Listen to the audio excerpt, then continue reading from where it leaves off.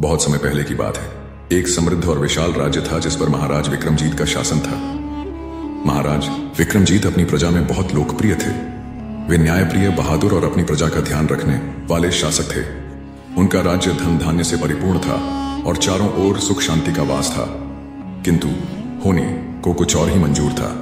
एक दुर्भाग्यपूर्ण दिन महाराज विक्रमजीत एक भयंकर रोग की चपेट में आ गए। उनके शरीर पर छोटे छोटे दाग उभरने लगे जो धीरे धीरे पूरे शरीर में फैलते गए और कोढ़ का रूप लेने लगे।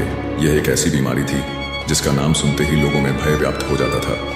राज्य के सर्वोत्तम वैद्यों और हकीमों को बुलाया गया। उन्होंने अपनी पूरी विद्या और अनुभव का उपयोग किया।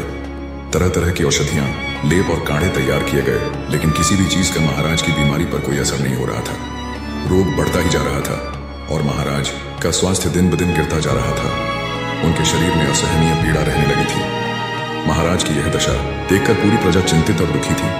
दरबार में मायूसी छाई रहती थी। मंत्रीगण और दरबारी भी अपनी चिंता व्यक्त करते थे, लेकिन कोई भी इस भयंकर रोग का समाधान नहीं सुझा पा रहा था। महाराज स्वयं भी निराश होने लगे थे। उन्हें लगने लगा था कि अब उनका अंत निकट है। वे एकांत में रहने लगे थे और लोगों से मिलना जुलना कम कर दिया था। उनके सुंदर वस्त्र अब पीड़ादायक लगने लगे थे और राजसी वैभव उन्हें काट खाने को दौड़ता था। जब सारी आशाएं धूमिल होने लगीं और राज्य के वैद्य हार मान चुके थे, तभी एक दिन दरबार में एक अजनबी फकीर जैसा दिखने वाला व्यक्ति आया। उसके वस्त्र साधारण थे, लेकिन उसकी आंखों में अद्भुत चमक और चेहरे पर असीम शांति थी।